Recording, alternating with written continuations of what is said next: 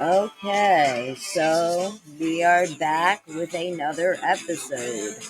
And this episode is quite crazy. Um wasn't really expecting it.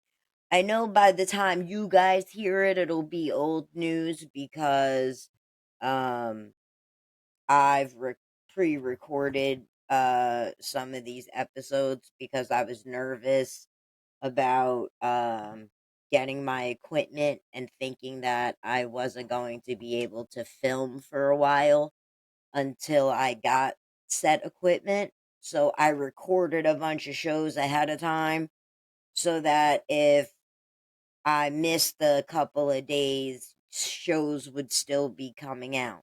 But now I have surpassed that at this point.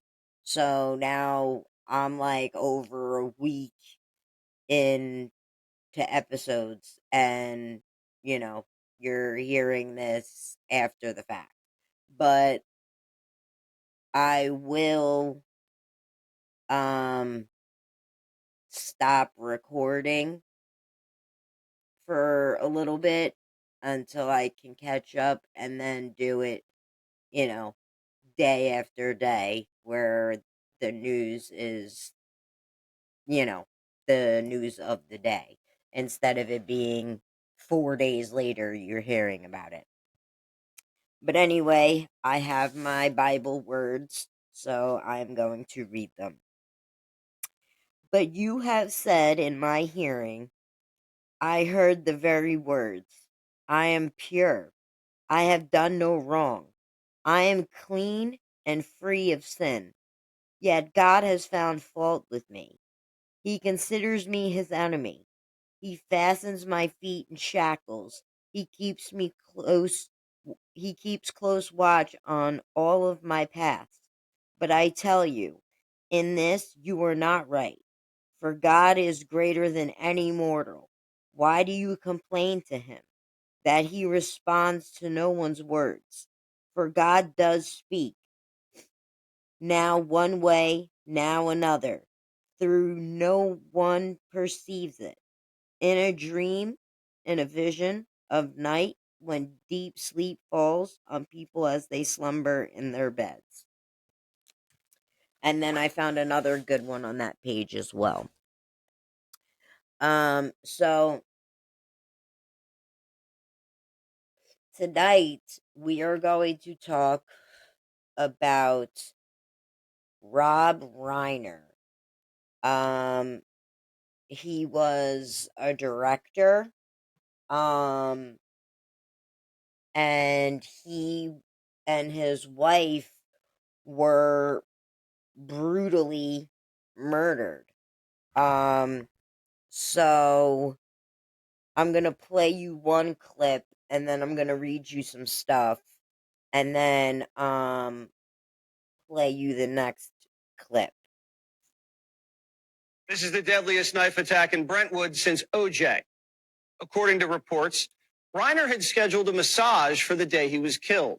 When the masseuse arrived, she repeatedly knocked and rang the bell before realizing something was wrong. So she contacted Reiner's daughter, who lived across the street.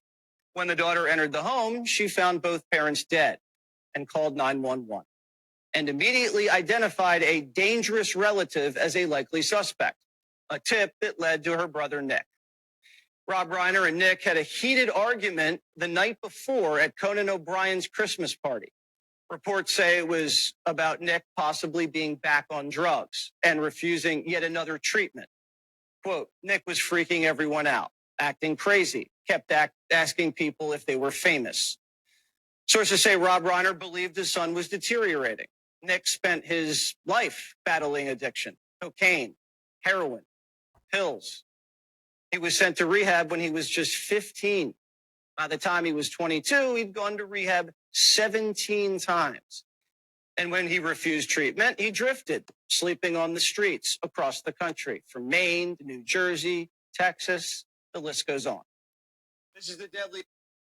Okay, so you hear that. So I have some things I want to read. Where was I gonna start? So I'm gonna start with this, and give you just a little insight on who he was, if you did not know. Um, Rob Reiner and his wife, Michelle Singer Reiner, again, you heard, were killed were killed by their son Nick, according to multiple sources who have spoken with family members. Police have not yet confirmed the account. On Sunday, December 14th at about 3:30, the Los Angeles Fire Department was called to a home to provide to medical aid. The LAFD told people upon arrival they found a man and a woman dead. Sources confirmed the victims were Rob and Michelle. Police say Nick, 32, is alive and being questioned. No arrests have been made at that time. Rob is a director, producer, and an actor whose career includes some of Hollywood's most beloved films, from his 1984 directorial debut, This Is Spinal Tap, to Stand By Me, which that is one of my favorite movies. I loved Stand By Me. The Princess Bride. My ex loved that movie. Not a fan. When Harry Met Sally, loved that movie. Misery, another great movie. The worst and most horrible, scariest part of that movie is when she puts the block between his legs and breaks his ankles, or it's called hobbling. Oof. I could not watch that scene. It killed me. That was so scary and just terrifying. And he did A Few Good Men, which is an iconic movie. And if you do not know, then you need to grow up. And that means I am too old. The famous line is, um, well, oh my God, what was it? You can't handle the truth. That was the famous line.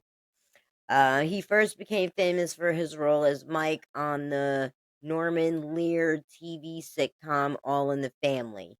Rob was born in the Bronx in 1947. His father was a legendary comedian, Carl Reiner, and his mother was an actress and a singer. Rob and Michelle met when Rob directed When Harry Met Sally, and the couple married in 1989 before having three children. Previously, Rob was married to the late Penny Marshall, who died in 2018 at the age of 75 of complications from diabetes. In 2016, an interview with People, Nick spoke about his years long struggle with drug addiction, which he began in his early teen years and eventually left him living on the streets. He said he cycled in and out of rehab beginning around age 15, but as his addiction escalated, he drifted further from home and spent significant stretches homeless in multiple states. Nick told People that the chaotic period of addiction includes nights and sometimes weeks sleeping outside. Later became the basis for a semi autobiographical film, Being Charlie, which he co wrote. Now I've been home for a really long time and sort of gotten acclimated back to being in LA and being around my family, Nick told People. So I get it. You had an addiction. It happens to the best of us.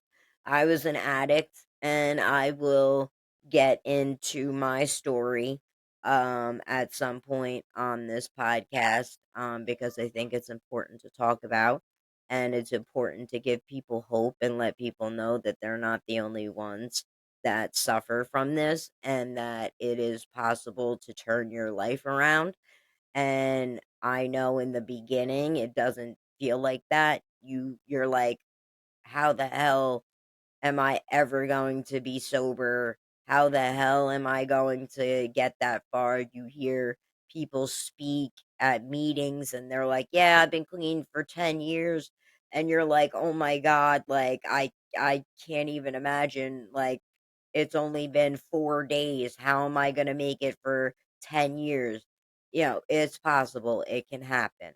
And hopefully I have a co-host on the show that talks about his story as well. But if he does not end up coming on to the show, it'll just be me. So anyway, back to the story.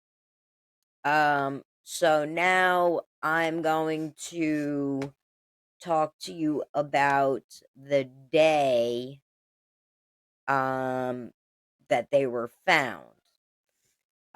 So a person close to the family provided a detailed account of what occurred in the Reiner house after the massage therapist received no response at the gate. Um, so here's the latest. Romy Reiner, the daughter of the director Rob Reiner and Michelle Singer Reiner, found her father's body on Sunday after being alerted by the massage therapist who had been unable to reach the couple before a scheduled appointment at their Los Angeles home. A person close to the Reiner family provided one of the first detailed descriptions of the tragedy from the family's perspective, sharing the account on Tuesday, hours before the couple's younger son, Nick Reiner, was charged with 2 counts of first-degree murder in the stabbing deaths. Um, Here we go. It was Sunday afternoon when the massage therapist arrived at the white gated home in the affluent enclave of Brentwood for a scheduled appointment with Rob Michelle Singer Reiner. The couple was scheduled to have dinner with Barack and Michelle Obama and others in just a few hours. Getting no answer at the gate, the massage therapist called the couple's daughter, Romy Reiner, who quickly came by with a roommate. She walked in and found her father's body and the gruesome scene of his death. The account of what transpired is based on an interview on Tuesday with the person who is close with the Reiner family. The person who provided one of the first detailed descriptions of the tragedy from the family's perspective spoke to the New York Times on condition of anonymity because the immediate family was not yet ready to speak publicly. On Tuesday, prosecutors in Los Angeles charged Nick Reiner, the couple's younger son, with 2 counts of first-degree murder in the connection of the deaths of the parents. Um, Let me see.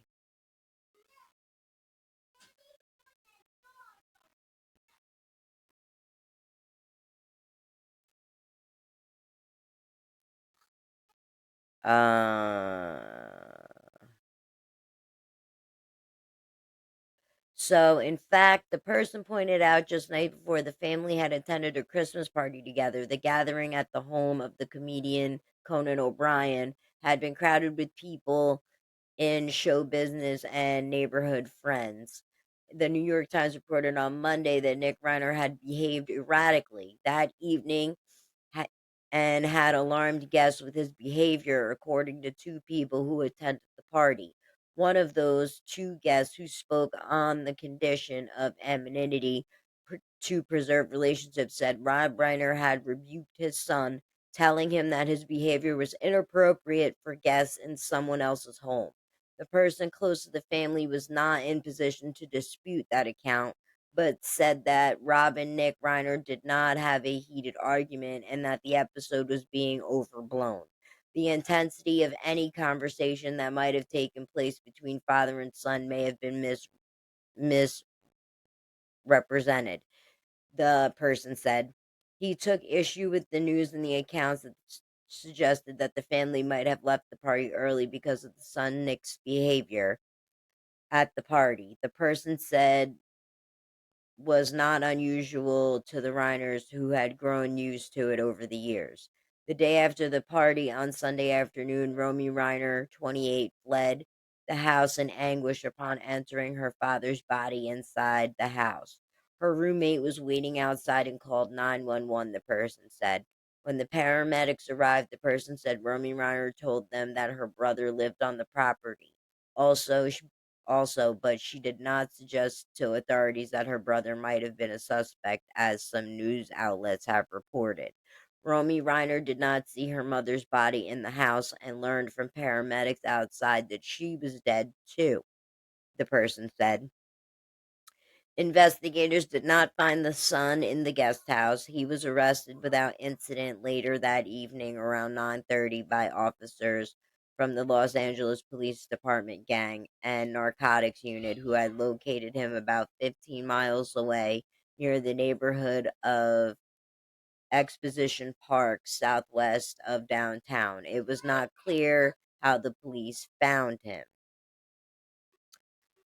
On Tuesday, Los Angeles Police Chief Jim McDonald said the coroner had not yet determined whether the Reiners had died on Saturday night or Sunday.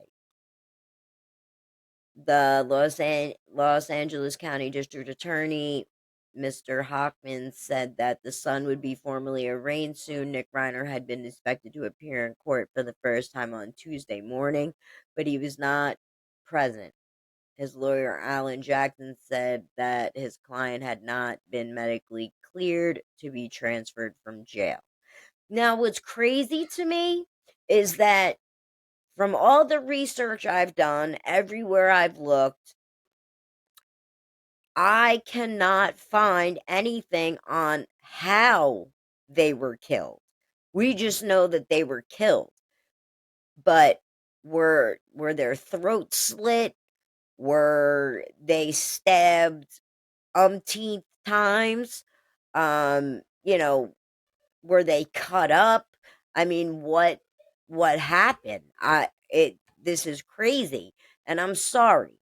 You can be an addict, but you do not go and fucking murder people. Okay? There's no fucking excuse for that whatsoever. And you can't tell me different because I know what it's like to be an addict. And I never fucking thought for one fucking second to murder fucking anybody when I was on drugs. You know what I thought about when I was on drugs? Getting more drugs. That's the only thing you fucking care about. Or maybe stealing some money to get drugs. But you do not think, oh, let me go murder people. My behavior is so erratic and blah, blah, blah. And I'm going to blame it on my erratic drug addict fucking behavior and whatever. You chose to go down that road, like most of us do. But most of us live in poverty. Most of us had, horrible lives and struggles that we went through that we want to numb the pain so we get high. You are a fucking Nepo baby, okay? And if you don't know what that is, that's a kid that's born into a fucking rich household, has famous parents, whatever. You're a fucking Nepo baby. You didn't have anything hard in your life. You were given everything you could ever want. And you decided to live like a bum out on the streets and doing drugs. That was so your decision. Now, if I had a silver spoon in my mouth, would I have gone down the path that I went? Probably not. Now, I'm not saying that rich people don't go and get high. They most certainly do, especially because they have easier access to it because they have plenty of money that they can spend to keep up with their addiction. But that only lasts for so long.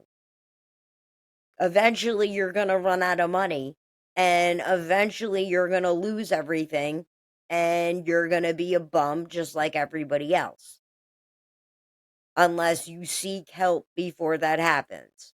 And that's just life. But what the fuck could be so wrong in your life that you had to murder your fucking parents? You were that upset and mad at them that you thought you should do that? And I'm so curious as to how he killed them. I mean, a knife, that's a personal attack. You wanted to feel the life drained from their bodies.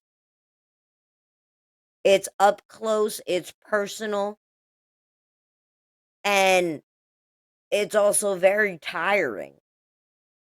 So, how many times were they stabbed, or was it a throat cut, or you know what happened?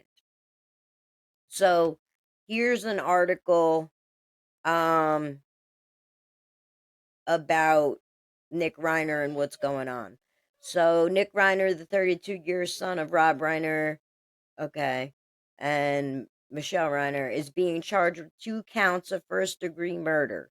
Los Angeles County District Attorney Nathan J. Hochman said at a press conference Tuesday that the charges include a special circumstance of multiple murders and a special allegation that Reiner used a dangerous and deadly weapon, a knife. He must have done some really fucked up shit to them to be charged with what he's charged with. Because usually you get charged for murder, first degree murder. You have a knife, you killed somebody with a knife, it's first degree murder. But he's getting a special circumstance charge of multiple murders and a special allegation charge used a dangerous, deadly weapon. So, what kind of knife did he use? Is the question. Was this like the fucking uh knife like in the Idaho murders? Um, I forget what that knife is called. Um, you know, because I can't imagine it being a kitchen knife. Was it a fucking samurai sword? I mean, what the fuck? I don't get it. So, anyway, these charges carry the maximum sentence of life in prison without the possibility of parole. No decision at this point has been made with respect to the death penalty. Damn. They might kill his ass. Hodgman called Rob Reiner an iconic force in the entertainment industry, and his wife, Michelle Singer Reiner, an equally iconic photographer and producer.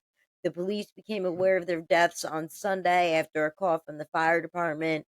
Los Angeles Police Chief Jim McDonald said the cause and time of the deaths aren't available at this time as they await updates from the coroner's office. Alan Hamilton, deputy chief of the Los Angeles Police Department, said that Nick Reiner was arrested in public on Sunday in the Exposition Park area of Los Angeles near the University of Southern California campus. In response to questions, McDonald said he was unable to say whether or not Nick Reiner was under the influence of drugs at the time of his arrest. Reiner had been open about his struggles with addiction in the past. When asked whether there was evidence of mental illness in Nick Reiner's background, Hochman said any evidence, if there is any, would be presented in court. Hochman wouldn't answer a question about whether Reiner admitted to the crime, saying that is the type of evidence that would come out in court. Now, you know damn well that this fucking little prick is gonna claim mental illness and blame his addiction and all kinds of stuff to try to get out of it. And guess what? You're beat. You're beat. Because it took them not even 5 minutes to arrest you for the murders. Like, they didn't even have time to do a full investigation. They knew right away it was you. Like, it didn't take them a couple of days or a week or a month. They didn't have to gather all kinds of evidence to be sure it was you before they brought you in. No, they found your parents and then arrested you immediately because it was so blatantly obvious that it was you. Like, what the fuck? And then you're going to use your addiction and mental illness as the reason why you did it. No. You may be a sick fuck, but that's not why you did it. You didn't get your way. You got into an argument and you snapped. Maybe he was on drugs. Maybe he was trying to get money for drugs. And, when you're sick, man, it's the worst fucking feeling in the world. And when you have no other options, you will take drastic measures. And maybe daddy and mommy wouldn't give him any money. And they said, no, go fuck yourself. And he turned around and was like, yeah, okay. And killed them because he didn't get what he wanted. And then I'm sure found a stash of money in the house somewhere and probably got high. And just like they said, they didn't know at the time of the arrest whether he was high or not. He was probably high. The fuck was he doing sitting at a park? He wasn't bird watching. He was probably sitting there because he was high and he knew he couldn't go back to the house because his parents were fucking dead. But this is all alleged, okay? Don't quote me on this. This is just my opinion on the situation. I could be 100% wrong, but I kind of have a feeling that I'm on the right track. I may not be fully on the track, but I think I'm pretty close. Um,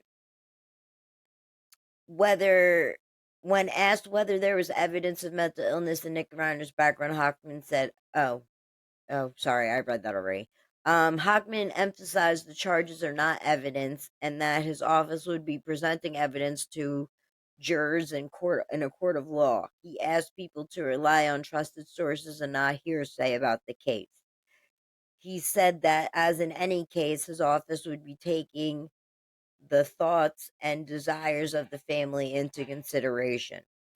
Prosecutors are filing charges Tuesday afternoon. Reiner is going through medical clearance, a normal process according to officials, and will be brought to court for arraignment where he will enter a plea. Reiner is currently being held without bail. And that is it for that piece of shit. And I have. Oh, shit. That kind of messed up. I have this. Today I'm here to announce that our office will be filing charges against Nick Reiner, who is accused of killing his parents, actor-director Rob Reiner, and photographer-producer Michelle Singer Reiner. These charges will be 2 counts of first-degree murder with the special circumstance of multiple murders. He also faces a special allegation that he personally used a dangerous and deadly weapon, that being a knife. These charges carry a maximum sentence of life in prison without the possibility of parole or the death penalty. Today, I'm curious.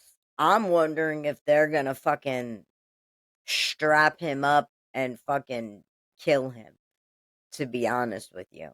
I mean, the way that they're charging this case, it sounds like he did some he left serious carnage behind. Um, because there's a lot of people who kill people with knives, and they aren't charged like that, and you don't hear stuff like that. So it's shocking, and it's fucking crazy. And of course, I will be doing a deep dive into the case, and when I hear anything new or have any updates, I will uh, fit them into a show, so that you can catch up on anything that you've missed. But I'm curious myself. I want to know how they died. I want to know what exactly he did. And it kind of pisses me off that they even bring up the fact that he was an addict at all, because I feel like that's just a way to make him look even worse. But then it also puts like a stigma on addicts out there. Like, see, this is what happens. You do drugs, look at this. And that's that's not true. There are plenty of addicts that don't go out and murder people and would never even think to do such a thing. Have they broken laws? Sure, but not murder. Um, the drug dealers are the ones that mostly commit the murders, not drug addicts. Sometimes, yeah, they're robbing a house, somebody's home, they freak out, they kill the person in the house, whatever shit like that. But it kind of gives all addicts a bad name, and not all of us are bad people. But when something like this happens and the first thing they say is, "Oh, he was an addict," they kind of make it like, "See, you're an addict, you're a bad person." And we're not bad people. We just get caught up in shit. Now, in this instance, though, this kid was a bad person. He probably was a spoiled little shit who got whatever he wanted when he was a kid, had to work for fucking nothing, hung out with the wrong people, was doing drugs and fucking had all this money and whatever. He was a bad person. His ego was huge. He was a dick. I'm sure he was a dickhead before drugs. And drugs just enhanced the dickheadedness. But it wasn't because of drugs. He was a dick already. Drugs don't make you anything. Drugs enhance what's already there. So, if you're a fucking psychopath and you do drugs, you're gonna be a really big psychopath.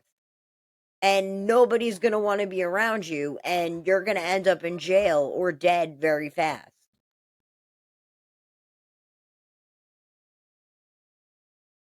Drugs also make you, you may have mental illnesses that you weren't diagnosed with, that you didn't know you had, and then you did drugs and they got worse.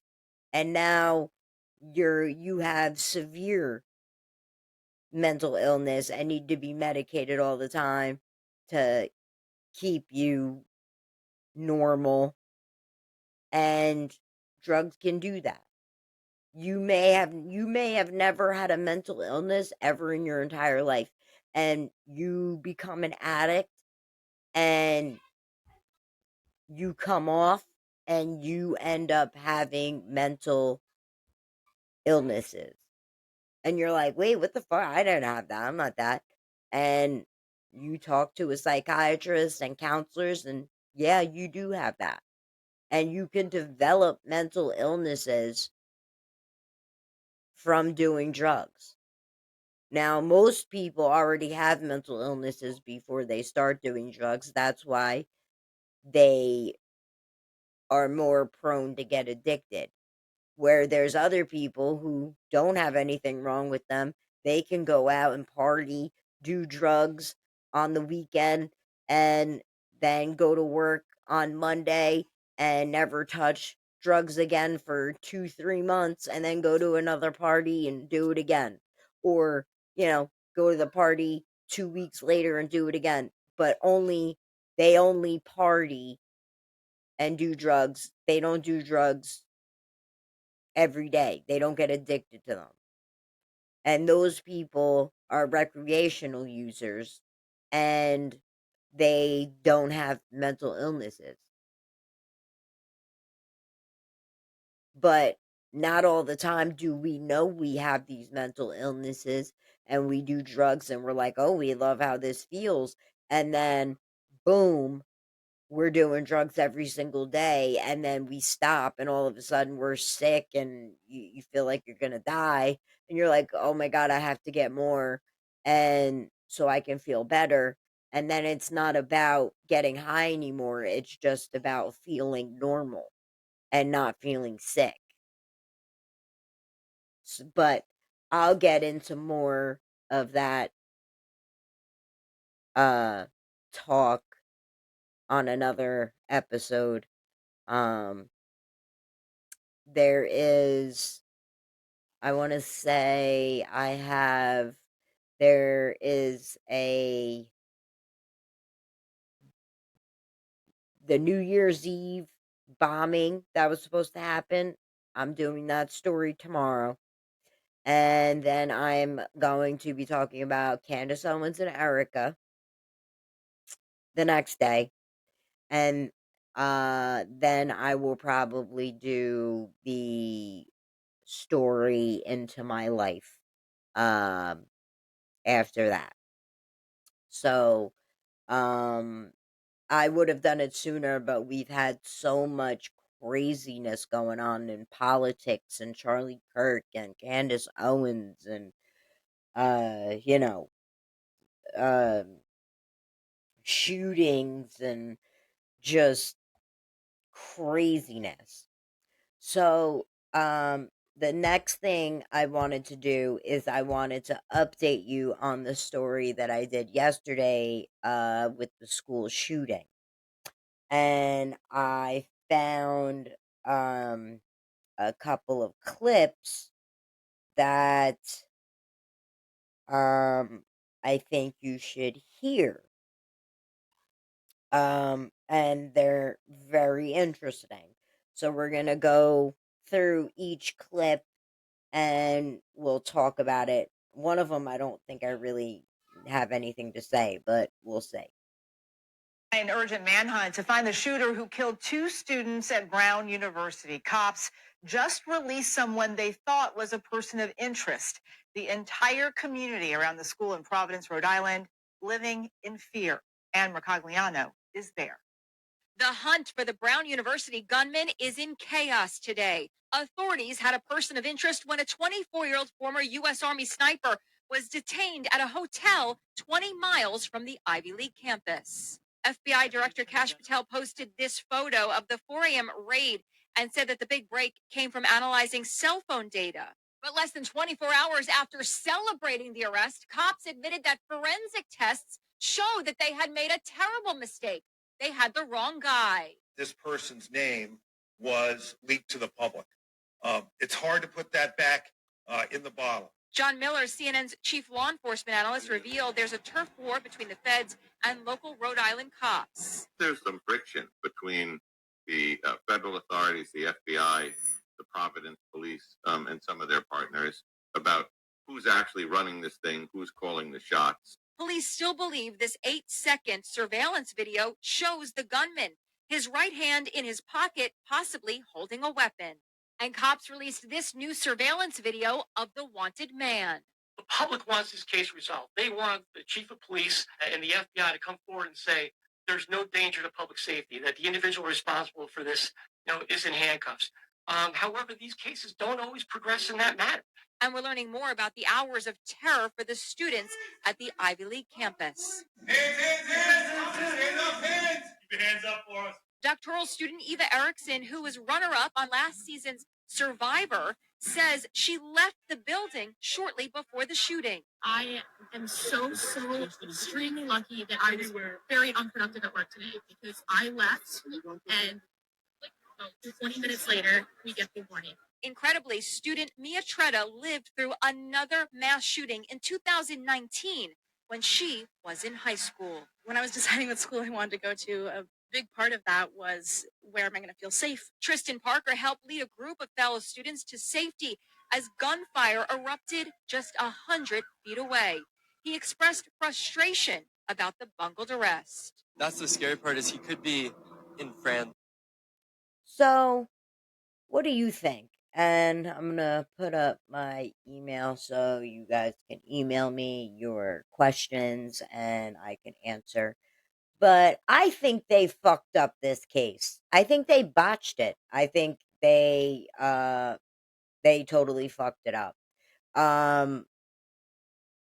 Every school shooting that has pretty much ever happened, the person has been caught, like, literally immediately after they did it, or they've killed themselves. I mean, even the guy that shot up the movie theater, when the Dark Knight came out, and he was like he looked like the Joker or whatever. That took a little while, but they caught him immediately. And you can't find this guy.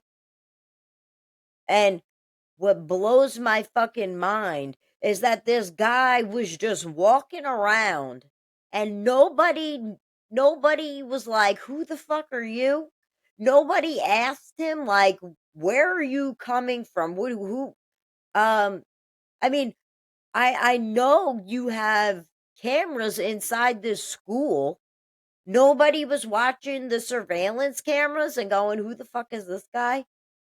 And the fact that like I even said yesterday, like, you left a fucking door open so that anybody could just walk into the fucking school. What the fuck? That just makes no sense to me. And then they made this arrest and they got all cocky, and it turns out they wasn't even the guy. So the guy they arrested, they basically ruined this guy's fucking life because they put his name out there and everything like that. And now everybody, is like, "Ooh, did you fucking do it? Why'd the cops arrest you if you didn't do it?" Like, whatever. And that's a bad look on police officers. They got surveillance footage of this guy walking around the neighborhood, and no, like, he's like a fucking fat fuck. And I'm just curious, like, who the fuck was this guy, and why the fuck didn't anybody notice that some fucking weirdo was walking around the neighborhood and or in the fucking school? I know there's cameras in the parking lot of the school and on the campus, so he had to have been on camera walking down the sidewalk in the campus and da da da da da to find the door. And then there's cameras in the schools, I'm sure, and he's walking through the school, and no security stopped him at all and said, "What the fuck are you doing here? Who are you here to see?" It was just like, "Oh, cool." And then he just started bucking off shots, and then he leaves, and nobody knows anything, and nobody can find out who it is. And then what's even more strange is he didn't even use an assault rifle. The motherfucker was shooting people with a 9mm gun. Most school shootings, these motherfuckers have assault rifles. And they use their pistols to kill themselves, or they use them when they run out of all their ammunition from their fucking machine guns and fucking AKs and all the crazy fucking weapons they use while they're killing these people. So that's even more strange that that's the weapon of choice. I mean, honestly, thank God that was the weapon of choice, because maybe more people would have died if he had a gun with more magazine in it. And it could have been worse. It still was worse, because 2 people are dead and a bunch of people are wounded, but it could have been a lot more worse. And what I find funny is that it seemed like he went after these 2 people on purpose, like it was targeted, especially the girl, because she was she was a Republican. She was doing Republican stuff. And I think the other guy was just collateral damage, and then he just started bucking shots off at whoever and then took off. Because after he killed the 2 students, he was just randomly bucking shots off and ran out. Like, he didn't care who he hit. It wasn't they weren't deadly shots, because it wasn't like he stuck around to make sure they were dead or didn't keep shooting at them multiple times. He killed 2 people, bucked a couple shots off, ran out before the cops even got there, and nobody knows anything. So it kind of seemed targeted to me. That's all I'm saying. That's my opinion. And I feel like the Republican girl was on purpose. And then you had the other kid. Was he with her in the class? I don't know. Was he? Because they really didn't explain, and I've looked, and I've read articles. They never explain if these 2 were in the same class together or whatever, or if he was in another room. But I mean, it would be weird if he was, because he killed her and then walked to another room, and there was a bunch of people in it, and he only shot this one kid and wounded him and killed him, and then he went and shot 9 or 10 other people and then just took off, not knowing if he killed anybody else or not. Just took off. It just the whole thing just doesn't make sense. It's fucking weird. It's just weird. It was like he killed who he wanted to kill, and then he shot other people to kind of hide his motive for killing the girl. That's how I feel the story is. I think he killed and injured other people to hide the fact that he was there to kill that girl. Probably because she was a Republican.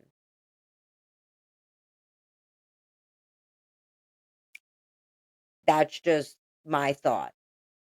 I could be wrong, but regardless, I feel like it was a political statement of some kind. And I'm going to show you why I think that. Fox News alert. There's a manhunt underway for the shooter who left 2 dead and 9 wounded at Brown University Saturday. Students were holding a study session for finals when a masked man entered the lecture hall armed with a long gun and started firing. Here's an eyewitness. I was standing in the front, so as soon as he walked in, he immediately saw me and I immediately saw him. And then I look to my right and I see a bunch of students running down the stairs, running out the door, jumping on the ground, just whatever it takes to stay alive. When I saw him, I saw a gun. I genuinely thought, like, okay, this is the end of the road for me. How soon did he start shooting after he entered the room? He just started shooting right away. There was no hesitation. That guy and about 20 other students ducked behind a long desk inside the auditorium and just waited for the gunshots to stop. The AP says around 40 rounds were fired. This went down around 4:05 Saturday afternoon in Rhode Island. Brown University didn't send out an alert until 17 minutes later, telling students to shelter in place. And not a single one of the sirens on campus went off. Apparently, the Providence police and campus safety officers didn't make it to the scene of the crime in time to apprehend the shooter. Students were locked down for 9 hours crouching underneath desks, barricading themselves behind their beds, texting "I love you" to their family. Fox News alert. See, now, isn't that fucking weird? That just sounds weird. It just doesn't even make sense at all. And then he said a long gun, but you can go back to my last video and double check, and I read it. They said it was a 9mm. Now, could it have been a long 9mm gun? I don't know. Maybe they have the gun mixed up. Maybe, the reporter reported it wrong, because Fox News is usually on point, and that's where, I listen to most of my news. And if they fuck up, they will retract it and say, oh, it was my bad. But I read that it was a 9mm gun, which I know I read it because I thought to myself, what? Who shoots up a fucking school with a 9mm gun? Like, that's like the same gun cops use. I mean, yeah, it still does what it does. It still can kill you, but it's just an odd choice of a gun to use to shoot a bunch of people. And look how long it took the police to get there. They were locked down for 9 hours. What the fuck were you doing for 9 fucking hours? He was long gone. What you should have been canvassing the area. Those kids should have been out of that school. You should have been looking for evidence and, doing all that and canvassing the area, blocking off, certain parts so people couldn't get through, and interview, blockades and all that stuff. You should have been doing all that. Instead, you just held the perimeter for 9 hours and just searched around the school. Oh, yeah, that really did something. It did so much that you arrested a guy who wasn't even the guy who fucking did it. And that's what I mean by oh, guns aren't the answer. Yes, they fucking are. Because if there were security guards or military men protecting that school and had guns on them, he would have been shot immediately. Or maybe he would have got one shot off, but once they realized somebody was in the school shooting, he would have been dead. Nobody else would have been hurt.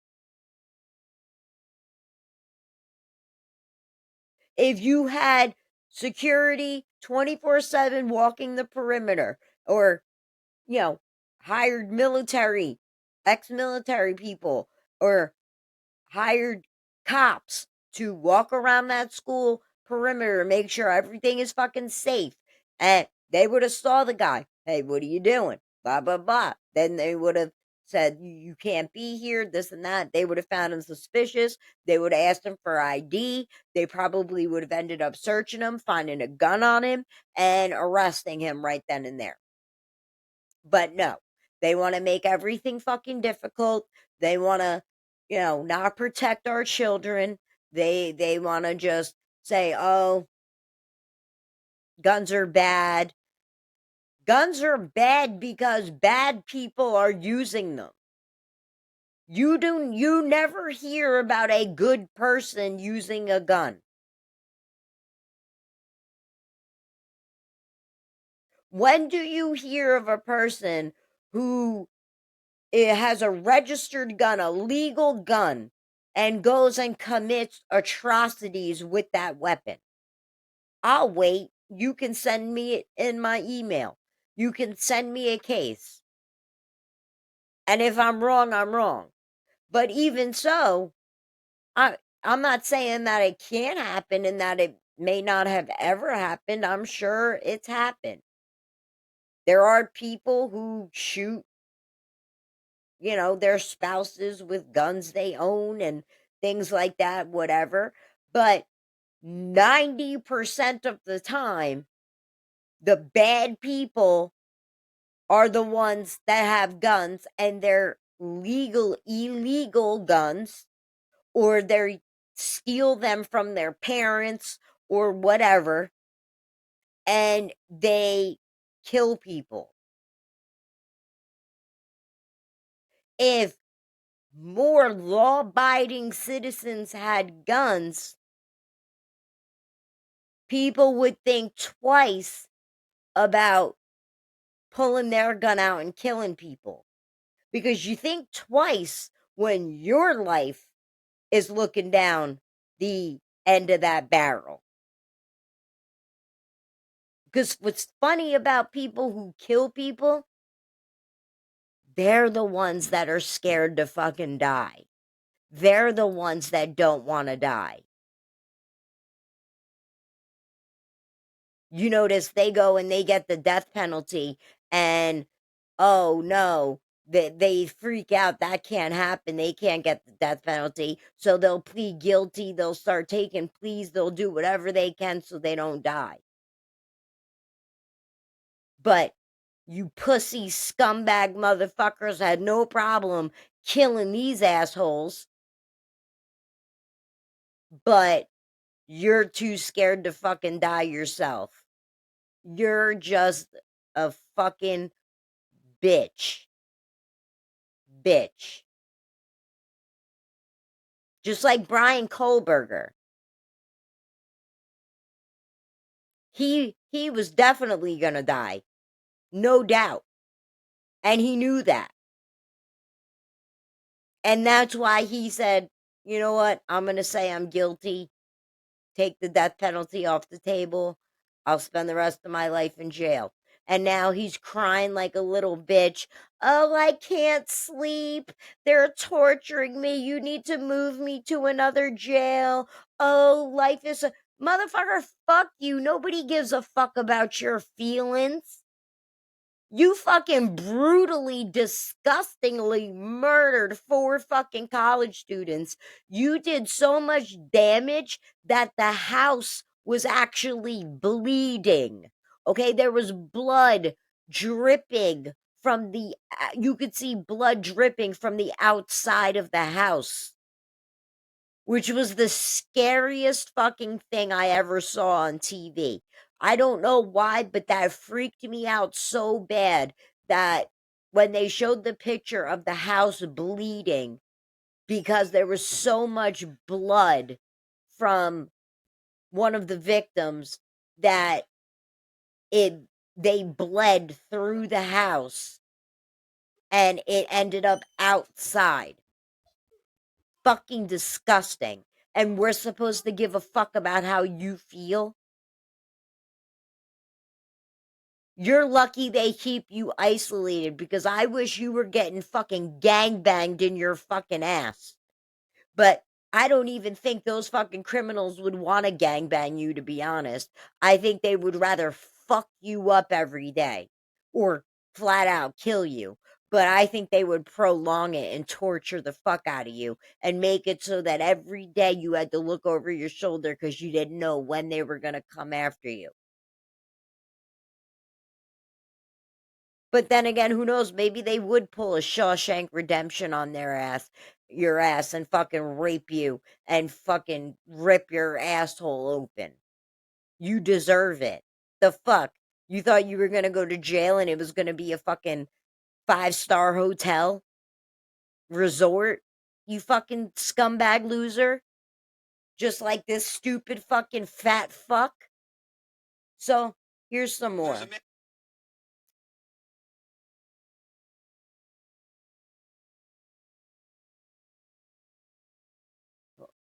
Okay, yeah. I have a couple more. What the fuck? A serial killer is on the loose after shooting a dozen people. The response is not appropriate. And there's sort of echoes of what Luigi Mangione did last year, where you have someone coming up, shooting folks and then walking away. Presumably this campus is blanketed with CCTV. And so that makes it, I think, Megan, even more unbelievable that the FBI and local authorities projected such confidence in their detainment of a suspect. You can detain a suspect and not announce it. You can detain a suspect and announce it in a different way. The way I interpreted the announcements were that they felt pretty good about it, and so I would be furious in Providence if my child were at Brown, if I lived in the area. I would just be beside myself with anger because I think they projected way, way, way too much security into the area.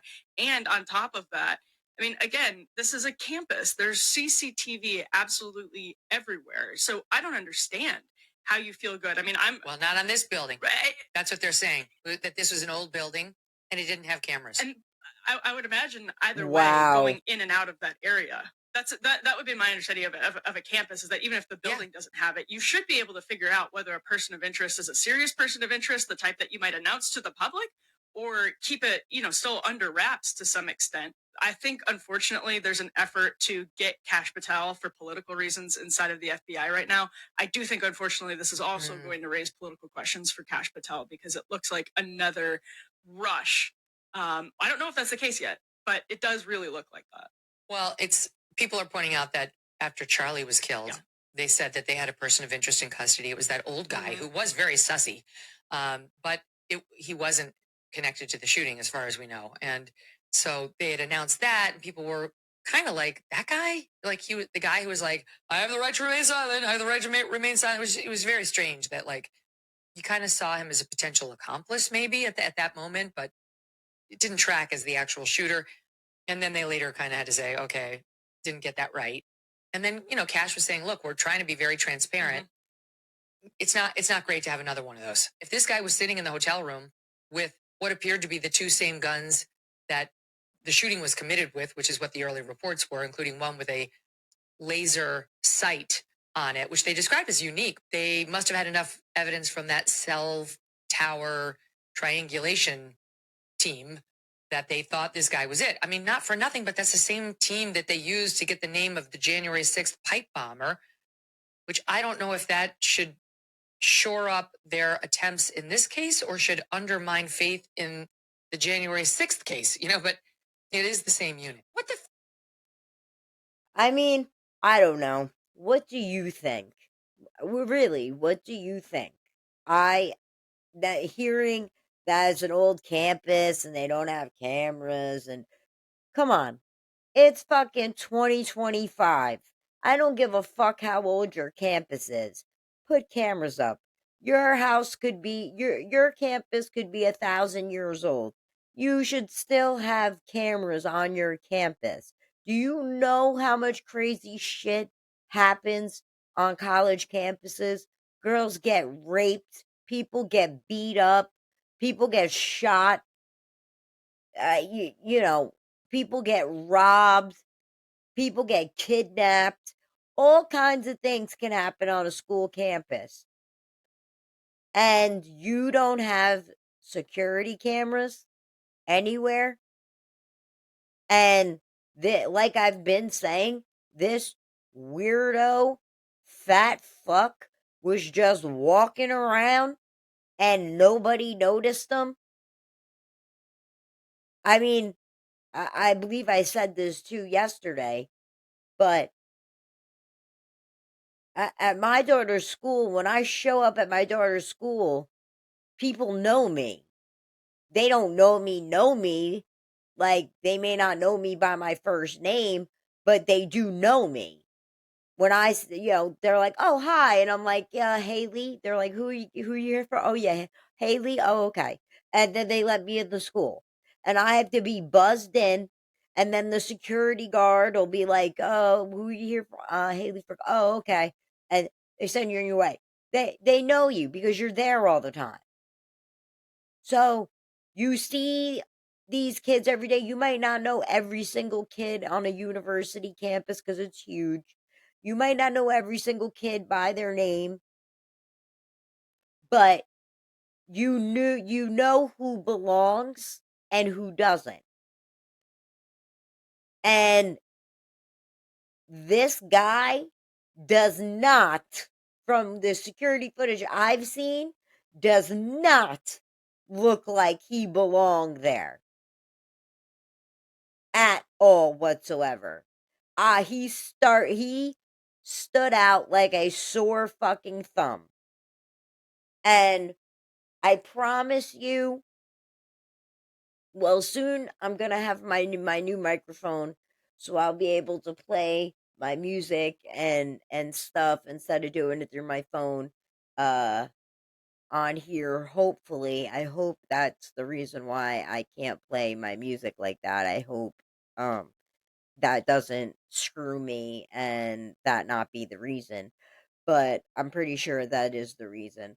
But I'm working on trying to get somebody to edit my podcast so you guys can actually see the clips and videos that I'm playing. And you'll still see me and I'll be able to talk or whatever, and then the clip go away. I'm working on it. We're still at the beginning stages of this podcast.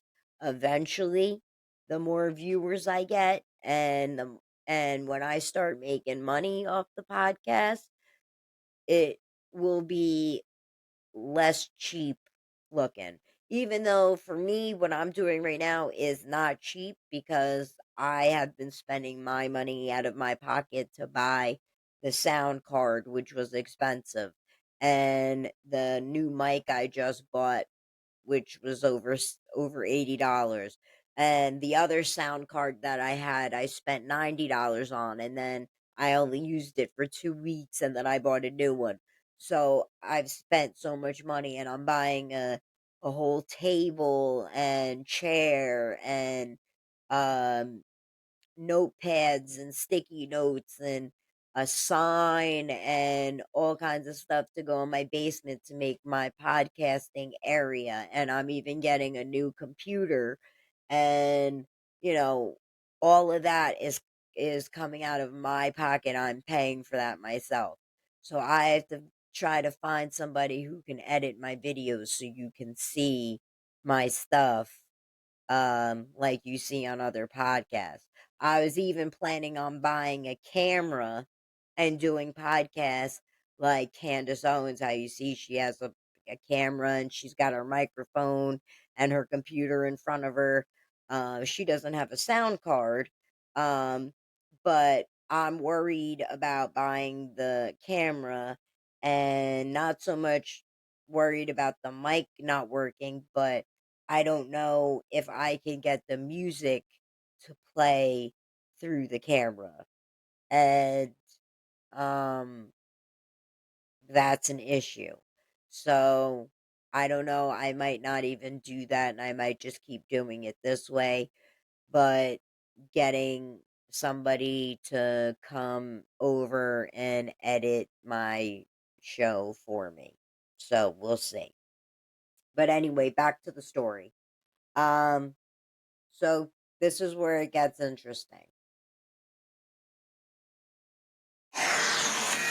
I'm going to see if you can At see this it. hour, a manhunt is still underway for the person responsible for killing 2 students and wounding 9 others at Brown University in Providence, Rhode Island.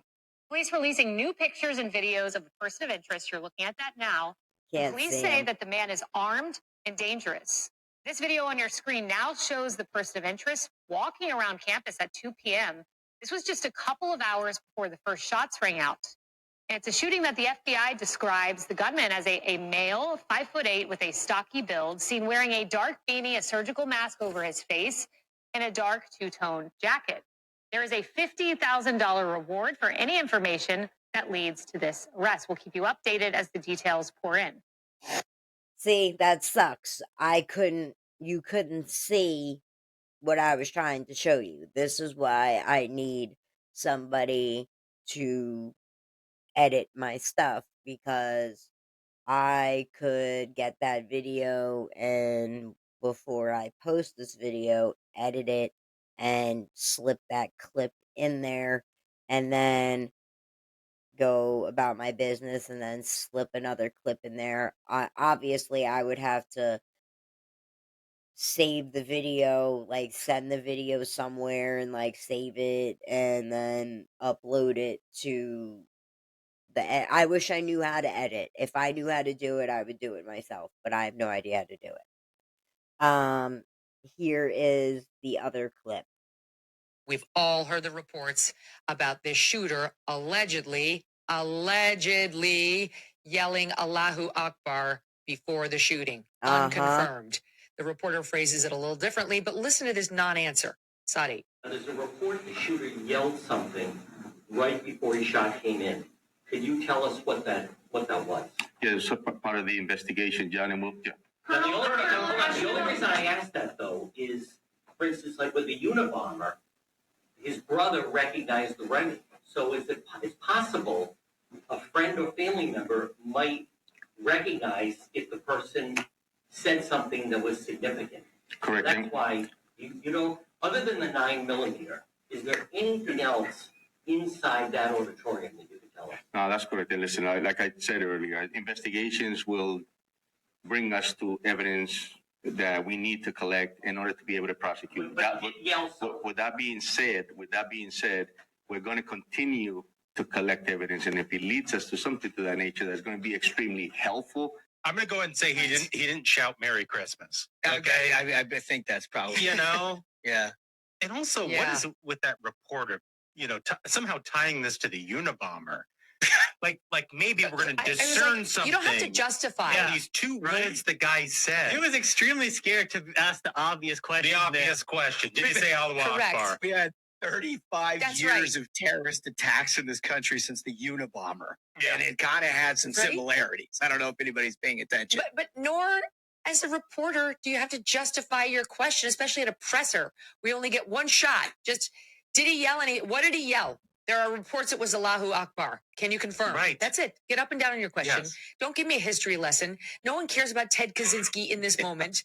We have a killer to find. My God, like the ineptitude. So now yesterday they did release additional pictures. They're going to other houses now because since apparently of the hundreds of security cameras across Brown University, they don't have one on this building. Amazing. And they don't have one showing the suspect in any way that's clear. So now they're going to area houses asking for like their ring cam video, and they've put out let's air them. I mean, it's a little tough. All we know is this guy is husky. He's husky, and they're saying he might be around 5'8". And yeah, I'm gonna try to. That's what he looks like walking. He is a fat, not a thin fuck. guy. Looks like an overeater. This is the best we have. She said it looks like an This is what your Ivy overeater. League tuition goes. Here is another picture of him. Those two? Let's hope the neighbors got ring cameras. He was walking all over the place. I mean, this is But you see how I said it kind of sounds like he had a target when he went in there? And I kind of feel like the Republican girl was who he intended to kill. I don't think he killed her because of who she is. I think he just shot her because she was a Republican.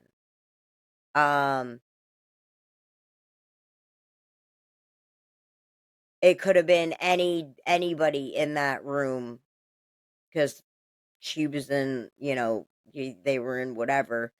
But it could have been anybody in the room that got shot, but she's the one that took the bullet. And then for him to yell Allah Akbar, now that, I believe that is true. Because that is not the first time I heard that. I heard it somewhere else too on video. I just kind of dismissed it because I really didn't know what was going on, so I wasn't paying attention to that. Or wait, did Tim Pool say that? Because I have one more video to show you. It's possible that Tim Pool said that as well. But you got to remember, these people want you fucking dead. All you fucking liberals that run around wanting open borders and, these people aren't bad. They're just looking for a way to get from their oppressed countries and da-da-da. Fuck them. I don't give a fuck.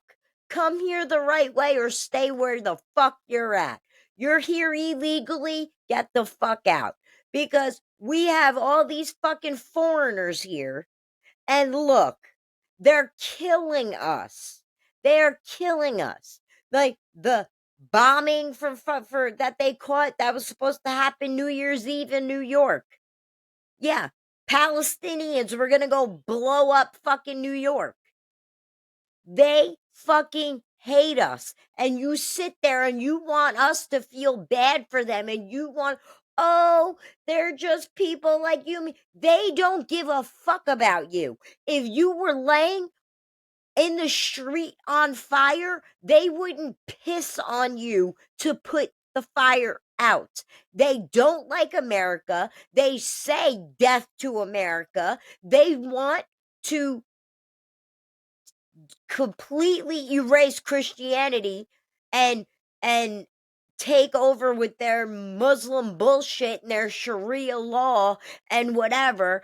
And I'm sorry, all you people that, oh, fuck it, fuck Israel's terrible, this and that. Palestine, they're innocent people and da da da da, and they did. Fuck Palestine. Have you heard of any Jews shooting up fucking schools or fucking trying to blow up shit? No, you haven't. You haven't. You can't name me one Jew terrorist. And I don't mean somebody who's like barely Jewish or part Jewish. I'm talking about from Israeli. They're from Israel and they're full on Jew. Even the Hasidic Jews, the ones that wear the black, all the black and fucking the hats and everything. When have you ever heard of Jews committing mass murder? Never. You've never heard it. You could say, oh, Candace, but what about Palestine? Palestine fucking deserved it. They fucking deserved it. They killed a bunch of people at a fucking concert. Innocent fucking people. And some of those people were fucking Americans. That's okay. Oh, Israel's committing a genocide. No, they fucking weren't. Innocent people die at war. It's casualties of war. It happens. You blow some shit up, there might be some innocent people that get fucked up in the process. That's the risk you take when you go to war. And why should Israel give a fuck about Palestinian people when Hamas didn't give a fuck about the innocent people they slaughtered for no fucking reason on a holy day for them during a concert? These were fucking kids they were killing. That's okay though? That wasn't a genocide? Oh, they had the Iron Dome and all this other bullshit. It doesn't matter. When there's a will, there's a way. If you want to kill somebody, you can fucking find a way to do it.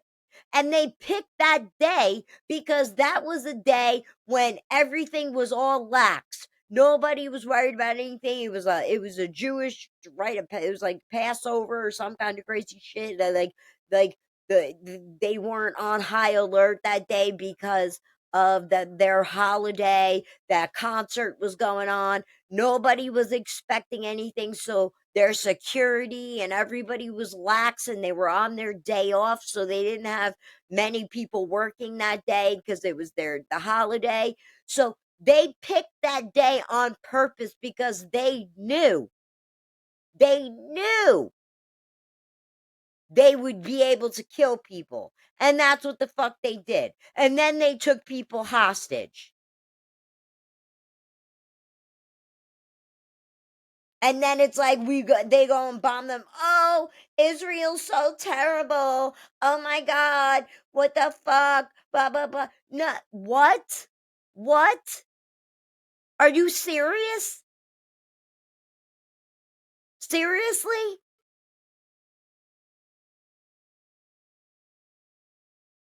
When you invoke war, when Hamas decided to kill a bunch of innocent people, they didn't give a fuck about their own people. They knew Israel was going to come back and fight them. So you need to be pissed off at Hamas for starting the shit. And they're the ones that killed the Palestinians. They're the ones that killed innocent children and all that shit because they started it. And if they didn't do anything, nothing would have ever happened. And all those people would be alive. You can't brutally attack a country and then expect the country not to fight back because they might blow up a building and there might be innocent people in there. That's not something you can be worried about. You have a target, you hit it. If there's innocent people in there, that's what it is. And that's just the truth. Do you think Osama bin Laden lost sleep when he had people hijack fucking airplanes and flew them into the World Trade Center, and there was babies and people pregnant and kids on those planes, and they flew them into the World Trade Center, and all of those people in the buildings were innocent. They were mothers and they were mothers, fathers, children, people's kids, aunts, uncles, firemen, cops. Do you think they went, oh, you know what? We just killed some innocent people. Yeah. We shouldn't have did that, huh? They didn't give a fuck. Now, they could have did an attack, but attacked our army. And that would have been different. Just like if Hamas attacked Israel's army, that would have been different. But they didn't. They attacked innocent civilians that had nothing to do with nothing. And then you expect us to feel bad for these Palestinians that died? Yeah, you know what? I am sorry, innocent children and people died. But that's Hamas's fault. Hamas did that to their own people. And if they don't give a shit about their own people, why should I? Period. And all you motherfuckers holding these flags, oh, Palestine, free Palestine. Well, this motherfucker sounds like he was Palestinian to me. And just shot up a fucking school saying Allah Akbar.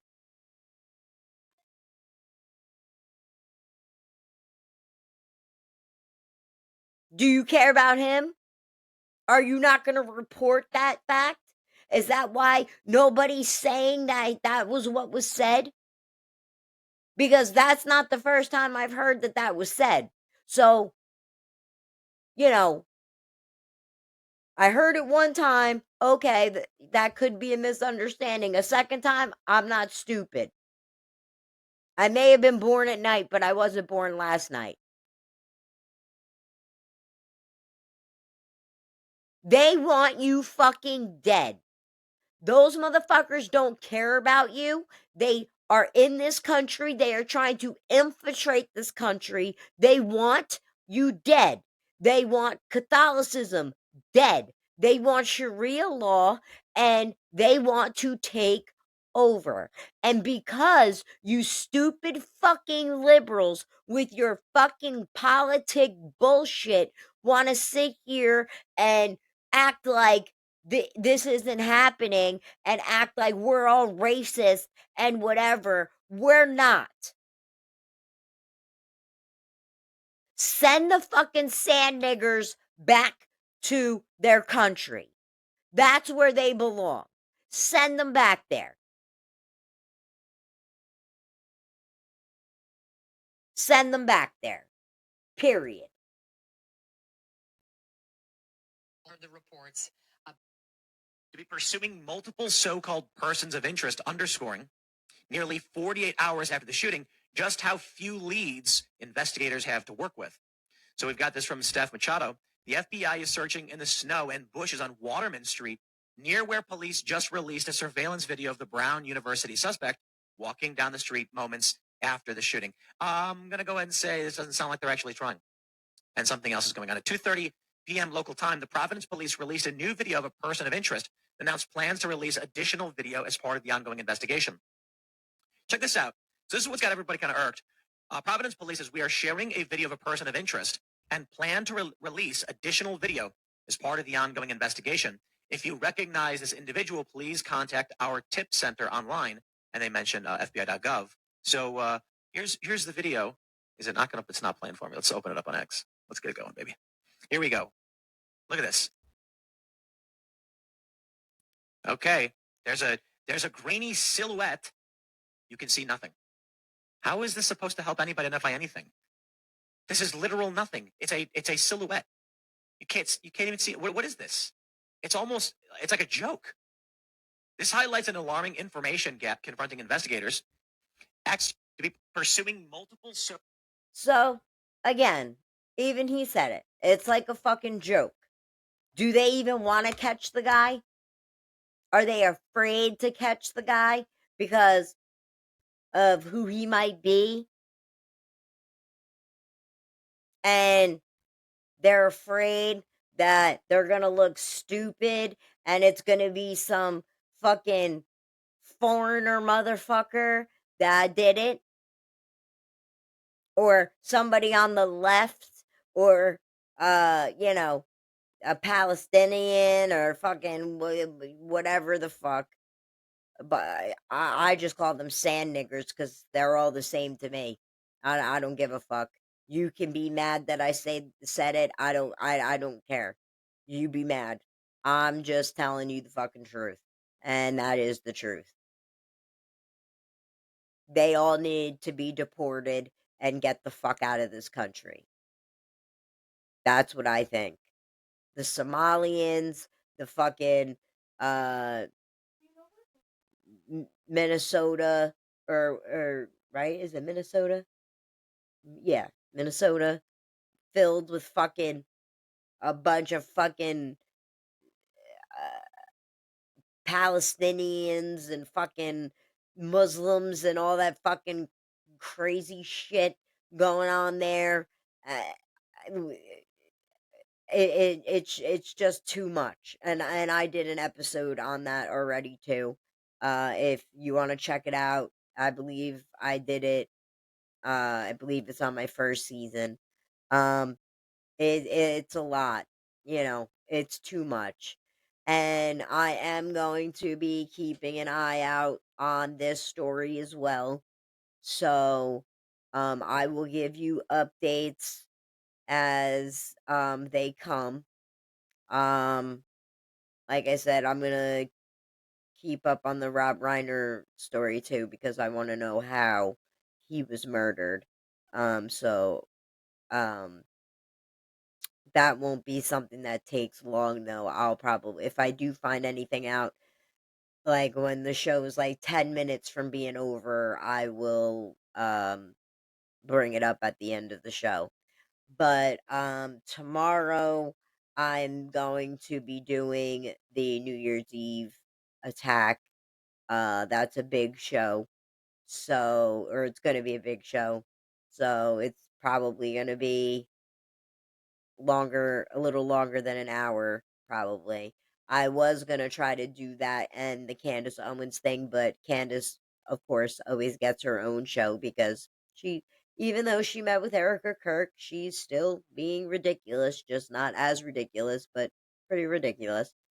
And I'm still, researching that. I want to find more info on that, so I'm holding off on that for one more day until I find some more info. But I found the info on this attack, and I have plenty of sound bites to show you about this attack, and we're going to talk about it tomorrow. I was thinking about doing another show tonight so that I didn't even have to do it tomorrow, but I don't know if I feel like doing that right now. Honestly, I don't. So I am going to end this show, and if you have any questions, you want to join the show, you want to question me about anything, you may not like what I said, say something you want to debate, anything, just email that email and we can talk about it. And that's what it's here for. Also, I'd appreciate if you share, comment, like the show. I'd appreciate it more if you just shared the show. Liking and commenting, I don't really care about that, but share the show, get more people watching it. I also put my podcast on YouTube, so you can check it out on YouTube as well. They're not in order like they are on Spotify, though, because I've taken certain shows and put them on YouTube. I haven't taken every show, so there's some shows on YouTube and there's other shows that aren't, that you can only see on Spotify. So, have a good night, and I can't wait till Friday when I don't have to play my music for my phone anymore. So, have a good night, y'all.